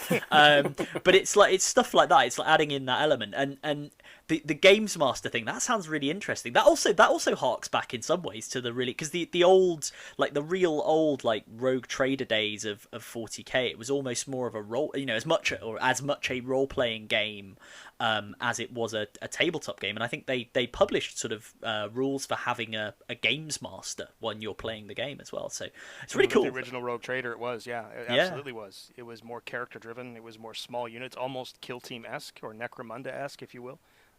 It was absolutely about small units. Nobody expected 2,000 points. What the heck is that? Like, it was you needed a games master to run this stuff. It was part of because that was also part of the whole Dungeons and Dragons thing, because Citadel at the time, Games Workshop was importing all the D&D stuff, right? Yeah. So it was part of that idea and that concept. And man, if you look through the Rogue Trader, aside from the cool art, which is so 1980s, it's just fantastic. But if you look at some of the rules, You think 9th edition has rules bloat? There are like 72 tables or something ridiculous to make an Inquisitor character. Yes, You have to yeah. roll percentile dice. Oh, well, which grenades do you have, and which bolter do you get, and which it's just nuts. But it was part of the game. It was what we knew then, right? So yeah, no, definitely games mastering is part of it, and it adds an element that you can't necessarily plan for, because we want these to be fun, and we want these. It's all thematic, and it's all part of it. So yeah, I really hope people like what we're doing here, because we're having so much fun filming it. I really want you to bring back Obi-Wan Sherlock Clouseau, everyone's favourite OG Inquisitive. For listeners who don't know, if you just Google, do some research, because there is the original Inquisitor actually that was named in the Rogue Trader book, I think, was a guy called Obi-Wan Sherlock Clouseau, which tells you a lot about when they were writing the lore at the time. They were having a lot of fun with it. The stuff that they slid in there too, like if you look at some of the pictures, I mean, my favorite is there's a 2-part fold out. You can probably find it online. That's a picture of everybody who worked on the book, and it's actually caricatures of all of them, and I just love it. One of my favorites is one of them's wearing a button that says, "If you can read this, you're dead," or something to those effects. Which I'm like, how grimdark is that? Like, he's like, not smile. It's no, if you can read this, you're dead. Like, wow, that's really dark, guys. And of course, 13, 14-year-old me was like, that's so cool. I want one of those, right? But no, Nice. it's such a cool system. It's such a great game. We're just so excited and happy that we're bringing this to everybody. So, well, especially like this one, again, kind of talking about the future of Warhammer, kind of maybe video content or social media content or just content in general. DZTV, Liam and Winters, they're paying for the show. This is one content creator actually paying another content creator to create content, right? And we're building an entire industry. They're helping kind of lead this idea of this being an actual entertainment industry. And what was really humbling for us is they know that we're just starting out. They know that we're fairly small. They've been doing this for like 10 years or something like that. And they asked us how they could help us expedite our growth. Because they wanted, it seemed like they really genuinely wanted to see us grow. So I kind of talked to them and we said this and that. And they're like, okay, we'll buy 12 episodes from you. And in doing that, they helped us hire another editor and kind of expedite not just the show that we're producing for them, but just the studio in general, right? And then hopefully, we get big enough where we can do the same in turn, and this becomes like a kind of an ecosystem of content creators really looking at what's needed in the marketplace and feeding fans what they want to see, and in turn feeding each other. Building that global community. Yeah. Yeah, that's awesome. Yeah. No, it's really cool, and I think the certainly the reaction I saw on the DZTV Discord was overwhelmingly a sort of excitement for this to sort of come out, and the rest was just like, ooh, what's going on there? What's that all about? To the Necrons and the sort of the background. So yeah, I look forward to seeing it, and for listeners who aren't already part of DZTV, go and have a look at their channel, because this stuff is going to be appearing PlayOn Deployed, to give it its proper name, is going to be appearing on DZTV exclusively, so you can go and check that out there. Cool. So I think on that then, let's turn a little bit back to the game and the rules, and in particular, let's start with you, because very recently, as I mentioned earlier, you had a little Drukhari list, which happened to be in a small tournament that wasn't watched by that many people, except thousands of them online, and happened to go all the way to the final, where it went up against Tank from Hellstorm Wargaming's Custodes Sisters Soup Festival. Shield Wall, hashtag Shield Wall. I know if Mikey is listening, I know he'll like that. He's loving the hashtag Shield Wall. So if we may ask then, what was, for those who haven't seen it, what was in your Dark Eldar list, and how did it work? What was the sort of theory behind it, and what you were trying to go for? I've played Dark Eldar Drukhari for forever. Absolutely my favorite army. And when the guys from Las Vegas NOpen came to us, they said, put together a list that you would play if you were going to the Las Vegas Open. So that's what I did. It is an evolution of a list that I've been playing for some time. I've swapped some parts in and out of it. But it's the standard Dark Eldar triple patrol, which is what we're forced to play right now until we have a new book. Because at least that way you can get the stuff you need, because you can't do it with a battalion because of the weird intricacies of the codex. But the patrols were a Blackheart patrol, and then 2 Dark Technomancer and Master of Mutagens patrols. So what effectively the list does is it scores, and that's what it was meant for. So I started from the back forward. I knew I wanted Ravagers. I knew that I wanted Reapers. I knew that I wanted stuff that if you poked your head out, I could hurt you with it. So they were definitely going to be in the list. So we started with scoring, and that's the Court of the Archon in the Blackheart Patrol. So it was 2 Medusa and a Lamian, which are single model infantry non-character, which can get you line break, which can do... They're action monkeys is what they are. They're there just to score you points. I figured that I could score line breaker 3 times, and I could score deploy scrambler, so I knew I had 22 points in secondaries every game that I could rely on. Then, of course, the Archon had to be in there as well, and he's literally just a babysitter for the Ravagers. So he's got the Riddle Living Muse, he's got Labyrinthine Cunning, so he can regen me command points, and he parks next to the Ravagers for the entire game.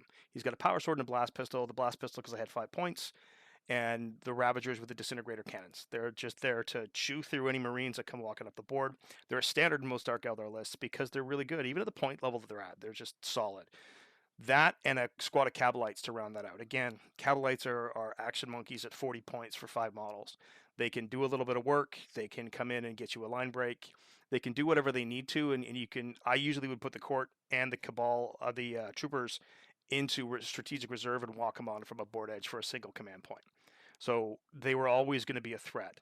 I also had 2 squads of Scourges with 4 blasters in each because blasters dropped to 10 points.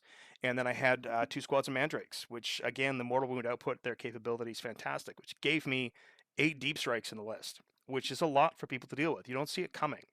And because they're so cheap, I could even afford to put more in if I needed to.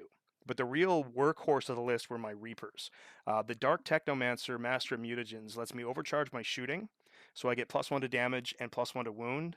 And then the Master of Mutagens is any 6 to hit with a poison weapon automatically wounds, so I don't actually have to roll. So 5 Venoms with 5 Rack Squads with 5 Hex Rifle Sniper Rifles means that I can shoot you from 36 inches away and potentially do mortal wounds on a 5 for AP1/2 damage with each one of the racks.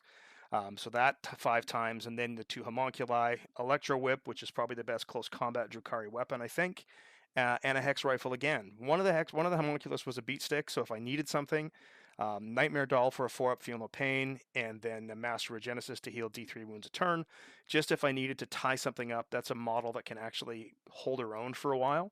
And that's basically the gist of the list. The idea was simple. Poke your head out, and I'm going to shoot it off your shoulders. And that's what the Reapers do. In the Dark Technomancer, the Reapers are absolutely amazing. I've seen so many people asking for Dark Reapers on forums and such, or for the Reapers, just because they worked so well in the list that people wanting to rebuy them. Forge World's out of stock. People wanting to trade for them. I'm like, I should get a cut from Forge World on these things, man, because they did such work in my list. But the list was just designed from the back out to score, and that's what it did. You can see it against Steve. The moment I had second turn, I knew that I had a shot. And with those sniper rifles, when his apothecary went down, that was game. I knew I had it at that point because he's not bringing anything back and he's not saving anything. So it just doubled the efficacy of my shooting at that point because he's not going to resist this. And it worked. It worked really, really well. So that's the gist of the list, and it's purely about scoring as fast as you can. Nice, yeah.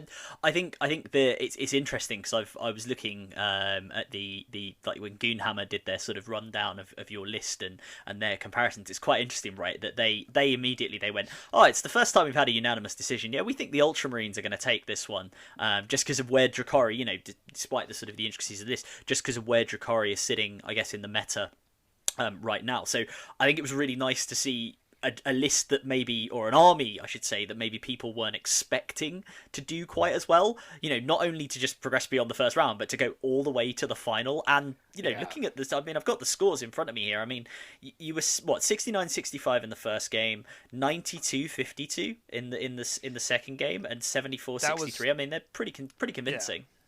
Well, the second one's a bit of a misnomer. That list that TJ Lanigan put together is incredibly difficult to pilot if you're unfamiliar with it. And literally, we had 25 minutes notice that that's what we were getting. We knew about the list beforehand. We knew what the lists were. We knew what the potential ones were. It was a Salamanders list or it was that Demon Monster Mash. And I honestly thought that I was going to lose the first round because Ultramarines are that dead hard. Things had to go right the way that they had to. And I felt bad for Steve, actually, when Goonhammer said it's unanimous. I'm like, Steve and I have played so much, and we've played so many games together. He knows how I play, and he knows not to count me out. And I know the same about him. Never count him out because he's a good player. And honestly, had he not taken Oath of Moment as a secondary, I think that game goes completely different. Because I was able to manipulate his scoring with some key moments and key moves and such that he couldn't get all his Oath of Moment points. And he didn't want to hold middle with an Ultramarine list. He needed to pressure me with his list, and I think that was a bit of a mistake on his part. He would probably agree with that Oath of Moment was not the best choice. But the second game, that Monster Mash list, Morty, Magnus, and the Super Chicken, not the Taoist Corexis or whatever, but just a Lord of Change with all the upgrades. Hard list to play. Really, really hard list to play.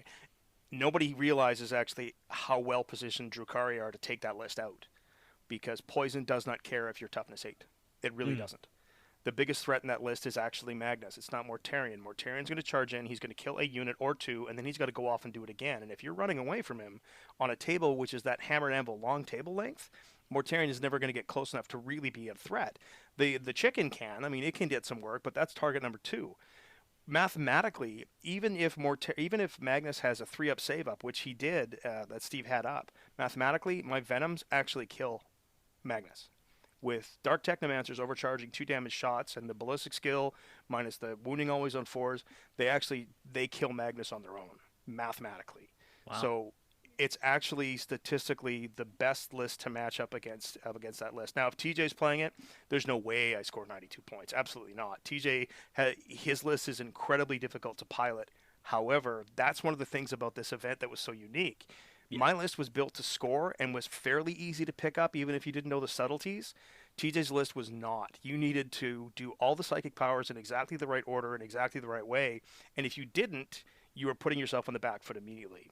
And that was really, really hard. By the time I hit round 3, though, it was Brian Pullen from Tabletop Titans, and he didn't really know the intricacies of the list. Or Drukhari. But he knew how to score. And he did it. Yeah. Yeah. And he did it. And probably the best Vect on the internet ever, stopping the Repentia from moving and being able to move, advance, and charge, was such a great moment that and you could see Adrian's face go, oh, what happened? And Steve did the same thing. You saw that in the first game. You can watch as we're tallying up the score. I asked for a score check. You can watch Steve realize that, holy crap, he's actually going to pull this out. I'm going to lose this, because it was that close a game. And I had the one little rack advance that makes it onto the objective, and that was the bare minimum I needed to do to win it. There were other ways to do it. And the same, Brian didn't need that Vect, but it just made sure that this is guaranteed. This is the way the game's going to end. So it was really, really cool to watch. And then by the time Nick got a hold of the list, and they had to scramble because it looked like it was going to be sisters versus sisters. By the time Nick got a hold of the list and they got their stuff up, I affectionately call him Nick No Scrambler Nanavati, because how do you not score deploy scramblers with my list? Like, it just doesn't happen. But it came down to literally one custode not dying. One custode not dying on an objective, a reroll because John Lennon, his opponent, wasn't sure about what the actual leadership was on the squad, and then spent 2 command points to auto pass it. Now, had he vected that, then John would have had to roll again, and I think on a 5 or 6 he fails. So it's possible that Vect could have won in the game, but that single 1 wound custode or 2 wound custode went on the rest of the game to just wreck everything. And it's like, I was talking to Nick, he's like, I couldn't kill that stupid custode. And that's really what the game came down to. It was a lot of fun to watch a subpar codex, as they say, but with a list designed to score the way 9th works, do as well as it did.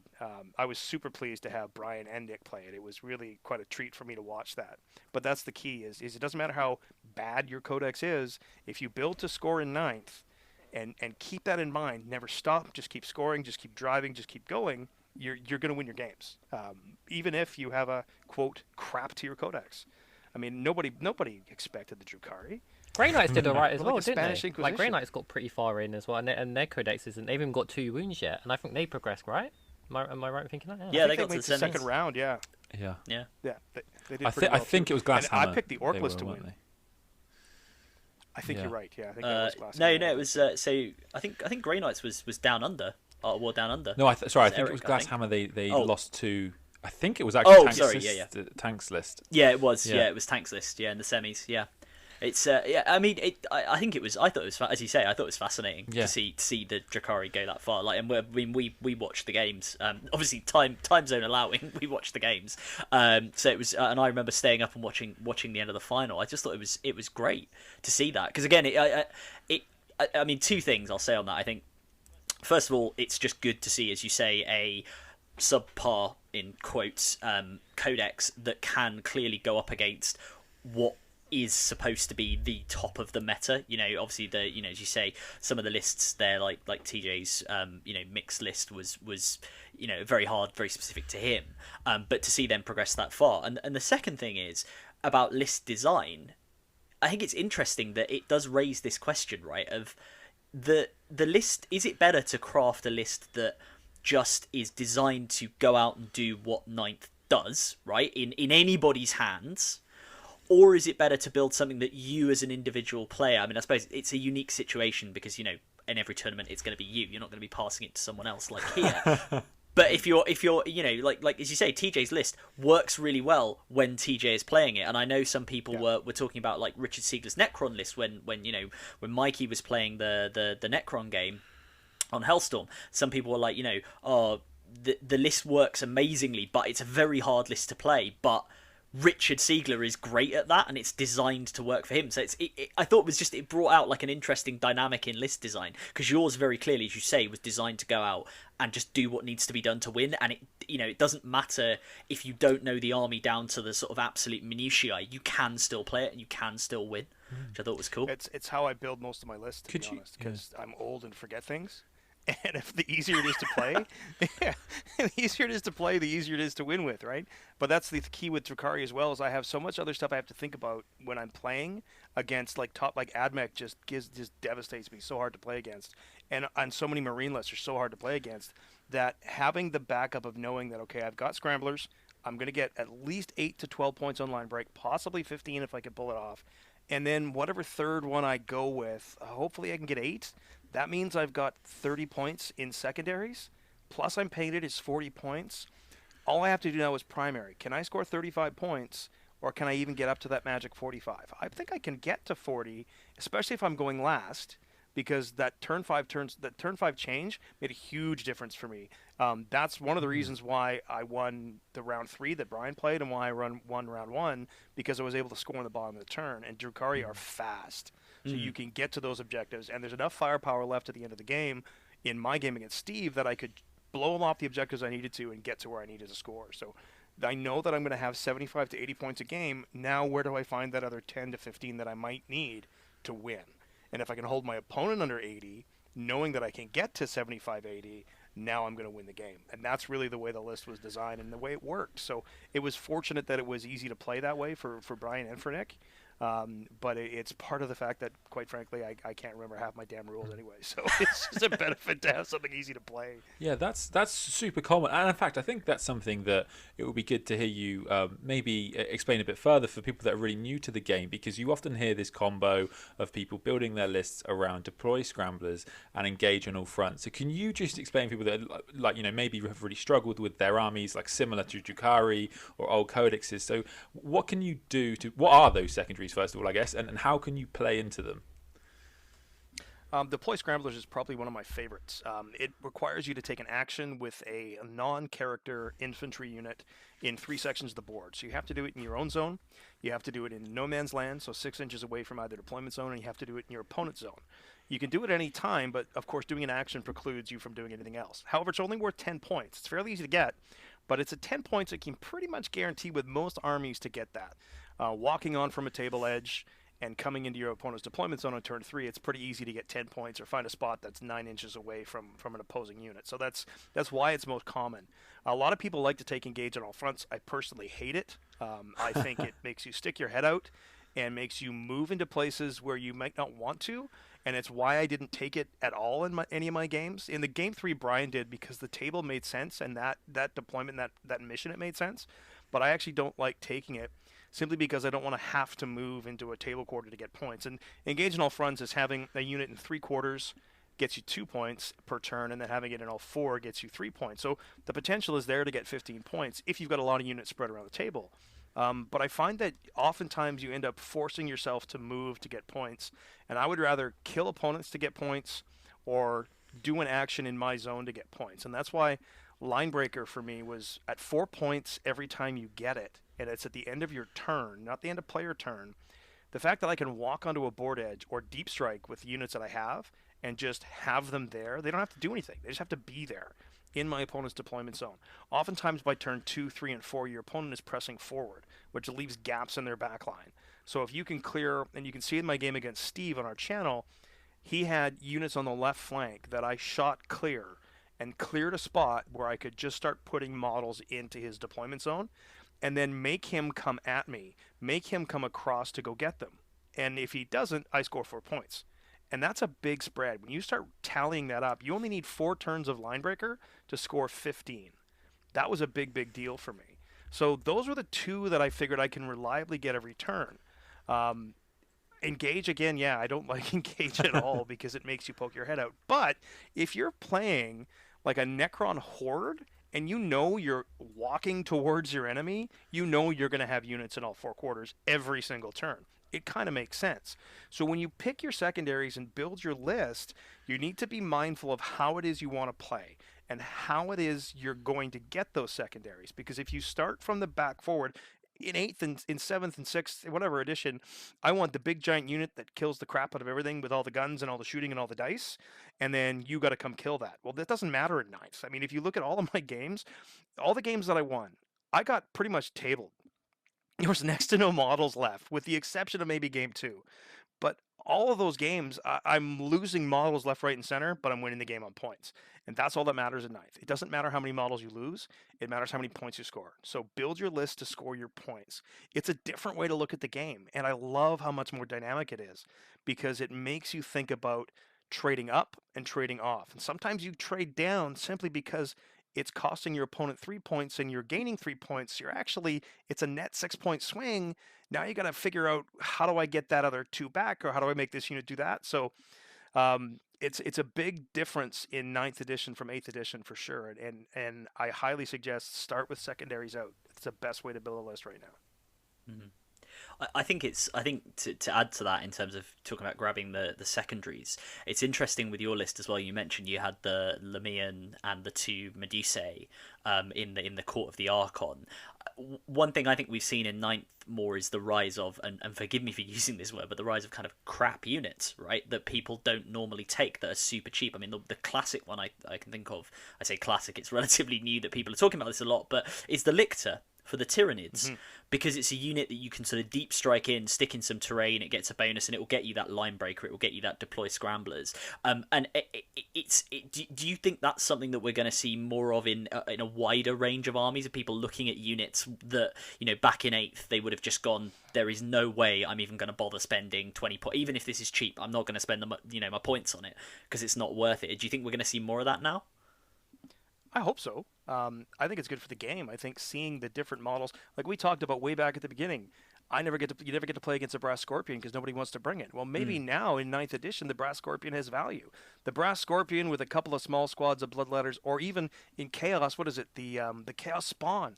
Those are great units. Why? Because they're like 23, 24 points or something, and they just do stuff. There's just holding Chaos Spawn up to the camera. Nice, Adam. But it's exactly it. Like, I love seeing, and who doesn't want to play against cool, different stuff? I mean, seeing the same meta lists all the time. Oh boy, look, it's a gun line. There comes Lehman Russ. Oh, what do I do? Like, it's kind of boring to play against. It's just throwing dice at each other. It's one of the knocks that Tau get, is the lists are always structured the same, and it's literally just throwing buckets and buckets of dice at your opponent until they just quit. And there's a logic to that. It does make sense to do that, but it also, as a player on the other side of the table, it just gets boring. And not knocking Tau. I think it's a cool faction. I think there's some cool stuff. I love the way Nick plays as Tau, and I think Tau are a really cool army. But there's a certain meta list that exists that is just literally throwing as many dice at your opponent until they cave.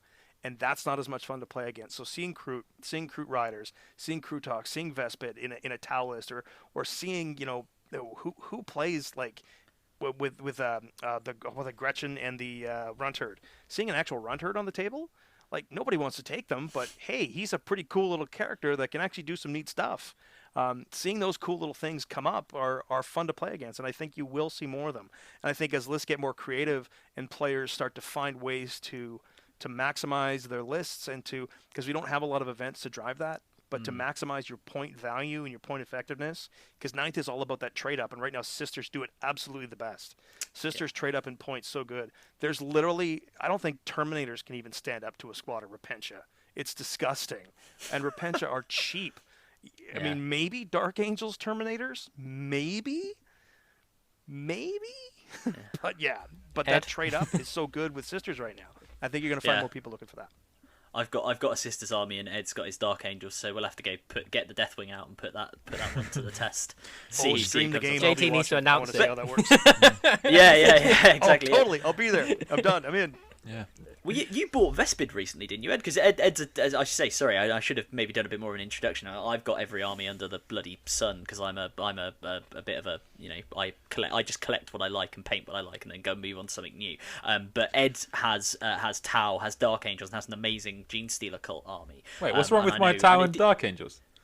Why just what happened? The Genestealer I got much again, better at baiting a lot on the podcast. The end. It's fine. I'm gonna call them out because they're farm themed, and that is cool, and it's nice to see there's a different, you know, rather than just the mining stuff. You've really themed that army. But yeah, you've got your Tau. Didn't you buy Vespid recently? I did buy Vespid. Use them like this? Exactly as you say, Adam, with this kind of the rise of these kind of small units. So a squad of Vespid is like, I think it's 44 points for 4. They come in a min size of 4, which is quite rare. But yeah, exactly for that, just because I don't actually mind the models, but yeah, also just in terms of play, if you want to just deploy scramblers or line breaker or engational fronts, that's why you want them. I think also the other thing I would add on is that GW have also removed some of the penalties for some units. So in particular, Bring It Down was something that would really hurt some units. So in fact, I can not just talk about my factions, but Piranhas, for example, are one of those units that have, I mean, in ITC as well, in 8th edition, you know, it was like, oh, you will now give up Gangbusters for max points if you take any Piranhas. So yeah, it's nice to have those kind of restrictions removed, and you know, and we talked about this before, I think, on the podcast, where competitive play is like, you know, about min-maxing and stuff, but competitive players still want to see a variety of stuff, as you say, JT, and they still want lists to be narratively focused. So it's really cool that the game is hopefully looks like it's pushing us in that direction now. Yeah, it is really cool. It's one of the things we always look for at PlayOn TableTop. We talk about it in our core values. It's find the fun. We always try to find the fun. And I love my Medusa. I was asked why I put Medusa in the list because other stuff's cheaper. I like the models. I made these custom models from an old D&D model, and I painted them different, and I think they look cool, so they're in the list. Sure, something's cheaper, but I like them. They look cool, so that's why they're there. But it's what it's all about, is find the fun, right? They always remind me, the GW models. They always remind me of this is, I guess, is dating me, although it's not way back in the history of it, but there's like a Doctor Who episode from like one of the series in the early 2000s or like the mid 2000s, whenever it was, it sort of came back. I think it's one of the Tennant ones, where like a Dalek sort of merges with a human in like 1930s New York, and he has this kind of brain thing on top of his head and all the little tentacles, and he looks like a Medusa. Every time I see the Medusa model, I'm like, that's that Dalek guy from that one Doctor Who episode I watched when I was about 13 or 14 or something. Yeah, exactly. Yeah, it's pretty cool. But do you know what, that the find the fun point, I think that's a really good one to move on to what I wanted to ask you next, which is, obviously we have the Dark Eldar Codex coming out hopefully relatively shortly. And one thing we've seen in the codexes thus far, certainly I think our impression of the Necrons, the Death Guard, and the Dark Angels, and obviously all the other supplements, the Blood Angels, has been them building some of that fluff into the competitive way the army works. I mean, whether it's the Deathwing and the Ravenwing and the Dark Angels, whether it's the Floor and the Death Company and the Blood Angels, or obviously the Necrons, the sort of various mechanics they have, the sort of the court of the I was about to say court of the Archon. I'm now forgetting what's the name. Pharaon, there we go. The sort of court of the Pharaon, and the way their armies work. What are you, and we love a bit of wild speculation on this podcast. What are you looking forward to, or what would you love to see in the Drukhari Codex that is due to come out?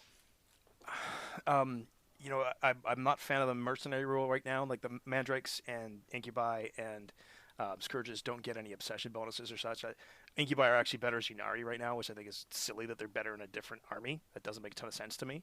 Wild speculation, I'd love to see some better HQ choices. I would love to see an Esdrubal Vect model. I would love to see a Supreme Commander for the Dark Eldar. And I don't need a giant, Silent King-like model, though that would be cool to have a giant command barge. Don't get me wrong. That would be amazing. But I would love to have a full Vect model. Like to have something that would affect the tabletop. Maybe the Vect stratagem goes away, but if you have Vect, he can just do it. Like just once a turn or once a game, he can go, nope, you're not doing that. And that would be really, really cool. With no roll, with no nothing, it's just his ability once per game, he can deny a stratagem. That would be amazing. But he's going to be like a 400-point model, right? The thing with Dark Eldar is always about the piratical raids. They're always about the speed. They're always about the ability to hit fast, to take slaves. I think there would be a cool mechanic for that too, that you actually demoralize your opponent's army. I think that would be wild, to have an ability to just, instead of actually killing your opponent's models, you're demoralizing them. You're making them run away. You're catching them. The old days of the old the snares and the nets and stuff, where you could just pick up D3 models from a unit when you flew over it. Stuff like and that slave would a be squad. really, really cool. But yeah, I mean, it would be a blast to have like a dedicated squad of bikes or something that just can snare a squad. I mean, there's so many cool things they can go, because they've done such great jobs with the last few books, where you've got these neat mechanics that work specifically for the army. I'm really intrigued to see what happens with Dark Eldar, because let's face it, the combat drugs and the power from pain was kind of the test bed for a lot of this stuff. I want to see how they expand that. I want to see how that gets better, and that's what I'm excited for. Like, I'm giddy. I've been going on about 2 damage splinter cannons for days now, and 4-up armor on Cabalites. I'm literally giddy. We have armor that makes sense. Like, yay! We can actually make a save. It's great. No, that's awesome. That's awesome. And is there? I mean, do you think, is there anything where you sort of think, if GW, like let's say if they do bring out like a brand new Vect model, is there anything that you're going to just rush out immediately, and go, right, grab that, put it straight in my army, change my list up? Oh, Vect would be in there for sure. He's the OG. I mean, if there's a Vect model, oh yeah, he's coming for sure. If he's not playing in the army, he's on every display board I'm ever going to have. I mean, come on. He's the gangster. He's far and away one of my favorite characters in 40k. Because he rose to power literally on his own ability. And like, granted, his ability was to backstab and to poison and to kill, and which is not the way to get ahead in the corporate world, kids. But depends, for some, maybe it is. But Vect is the OG, and I love him. So yeah, if he comes out, I grab him in a heartbeat. If any of the old name characters, Lady Malice, Duke Sliskus, Baron Sathonix, if any of these show up, oh yeah, I'm grabbing those without a word of a lie. Absolutely. Cool. Yeah, I know. I mean, one thing, obviously, we watch, a lot of tabletop tactics as well, and Lawrence the Spider himself is obviously quite a big Drukhari player as well, and he sort of has the lore around his Spider, who is the Archon, and his like son, I think it is, who's the Dracon, who is like a sort of lieutenant character. I mean, and maybe they'll bring back Dracons, because they're bringing back the Sister Palatine, I should say, for the sisters. They've announced this sort of lieutenant character, the Palatine, who was in like one of the really old, I think the original maybe second. I mean, it's before my time, but maybe second edition Sisters Codex was when it was came out. That's going way back. Or like yeah. Witch Hunter, yeah, they were like in there, and they've brought those back. So who knows? Maybe they will bring them back. That would be I think, cool.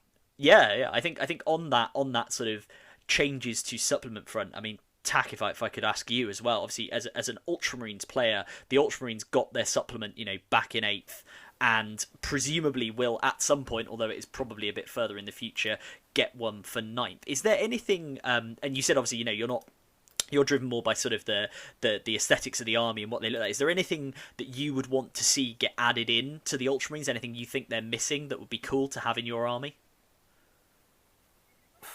I'm going to say no, because the Space Marines already get enough love. Like, if you look at all the... Right, I like that. That's that. People are going to love you for that answer.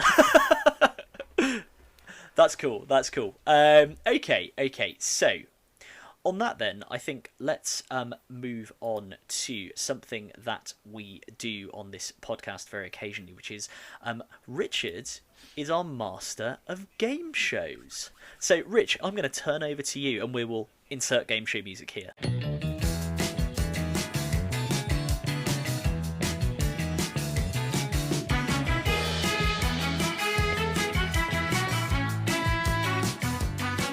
Oh, thank you.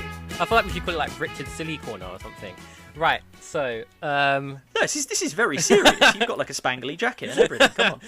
Yeah, let's put a picture of me on Instagram with that one or something. Right, so inspired from your 40k in 40 minutes, and also from the success of our last sales pitch, I want you guys to describe your favourite miniature in 40 seconds. Now, I'm going to be savage with this. I will cut you off.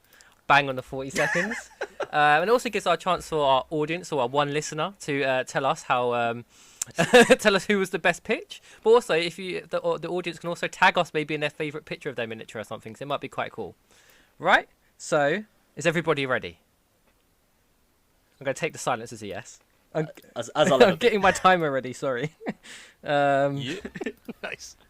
Right, so I'm just going to call her name out. I'm just going to go with it. So 3, 2, 1, Ed, go.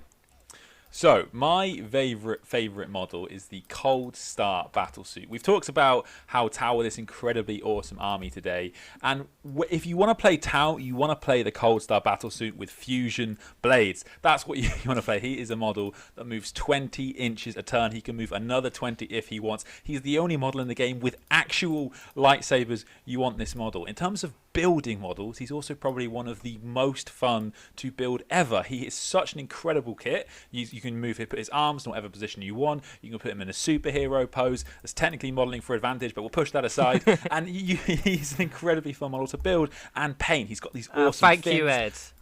Okay. Oh. Thank you, very good pitch. I do like the Cold Star Battlesuit. Gonna reset now. I wonder who I'm gonna go for next. 3, 2, 1, tack, go! Redemptor Dreadnought. The Redemptor Dreadnought, finally in the Space Marine universe, is a big, massive war machine that's just lumbering across the battlefield. It has guns. It also has fists, which is interesting for a Dreadnought because it can do its work in close combat. It can do its work in range. It's incredible to paint. It's an incredible sculpt. Lots of surface area. If you're an airbrusher, it's an airbrusher's dream. Beautiful, beautiful model. And I'd love to see more people do more epic narrative posing with it because it's a posable model as well. Brilliant. Stop with time to spare as well. Thank you, Tack. Also, interestingly, 2 battle suits, kind of. Yeah, good. Adam, you look really happy. So 3, 2, 1, Adam, go! Okay, so my favourite model in 40k, I'm going to have to go, mainly because I'm painting Death Guard at the moment, with the Sassy Nurgling. Now, why do I like the Sassy Nurgling? Well, quite simple. He's a Nurgling and he's sassy. Nurglings are cool. They're happy little dudes. They're little tiny avatars of their disgusting plague god, but you know what? They're always happy. And Sassy Nurgling can be used for a whole variety of things. Want to stick him on a tank? He looks sassy on a tank. Want to use him as a demon prince on a big pile of skulls, or stick little wings on him? You can do it. He is a Nurgling with his arms on his hips, who's wearing a helmet. And what is better than that? And that is why you should definitely get the Sassy Nurgling. He is, without a doubt, unarguably, the best model in 40k. Thank you, Adam. Bang on 40. Well done. Ready? So 3, 2, 1. JT, go! there is only one model in 40k that matters, and that is the Archon. Plastic, metal, does not matter. The best model in 40k is the Archon. Why? Because cool guys don't look at explosions. Look at the pose in the plastic Archon. He literally is walking away from an explosion like, I am the baddest MF on the planet, and there is nothing you can do about it. Give me a Huskblade, give me a Power Sword, give me a Blast Pistol, give me an Agonizer, doesn't matter. The metal Archon, though, this is where the magic happens. The cape, the skin tabard, the amazing ability to replace his head with an Incubi head and put any weapons you want on him, the original gangster, the best model in 40k, the only man that matters is the original Archon model. And bang on 40 as well. Thank you. Audience, you have your contestants, you have your pitches. Now vote on Instagram, let us know who the winner is. Thank you for taking part. We'll get it on Twitter as well. We will see who wins, and we'll make sure we tag you guys and get PlayOn on there, and we'll have to see the grand battle. I'd also quite like to just see the two battlesuits go up against each other. I think that'd be cool. But you know what it is? I saw a trailer for a new Pacific Rim anime series they're doing with the big giant robots. With the sassy nuggling. So I feel. Yeah, with sassy nuggling. He actually pilots one of the robots. No, so I think it'd be cool. We can have a sort of a Cold Star versus Redemptor battle. That'd be We've got awesome. King Kong versus Godzilla coming up as well. It's very all Pacific Rim and Kaiju's coming about. Yeah, Kaiju. Yeah. It's awesome, man. Yeah, thank you very much, guys. That was brilliant. So I think then we should round out there with the game show, and we'll let you listeners vote on that, as I say, on our social media. So we will round out in the traditional manner, which is perhaps a slightly silly question to ask, but Tack and JT, where can people find you on the interwebs? JT, take it away. Oh, Tack's in the middle of doing in typical Tack. He's working while we're doing this. YouTube, PlayOn TableTop. That's the easiest and fastest way to find us. Also, we're on Facebook and we're on Instagram. We don't really have a Twitter presence at the moment.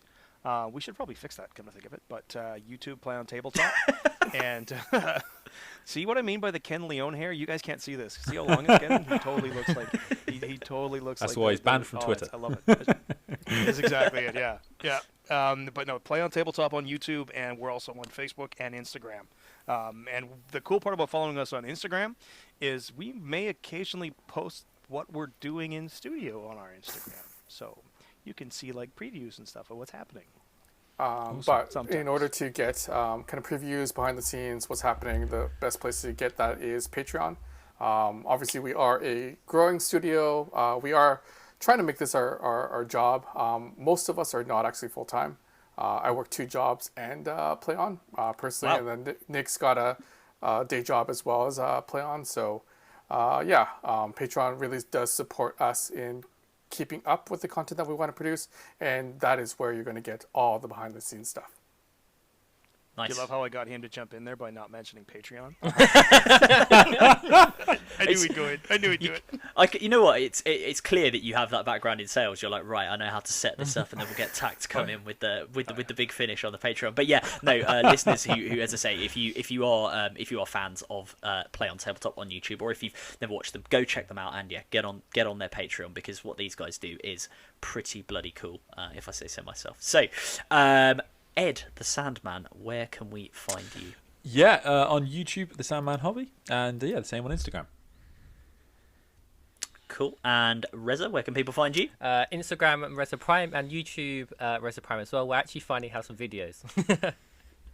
Mostly you knocking about in Call of Duty, from what I understand. Yeah, well, me and you get a win on it, so yeah. yeah, that's why. As I say, I've got to do the sneaky promotion. Come on.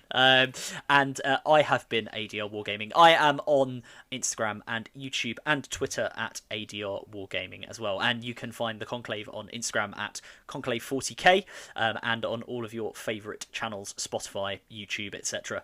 Also, just search for the Conclave 40k podcast and we will show up.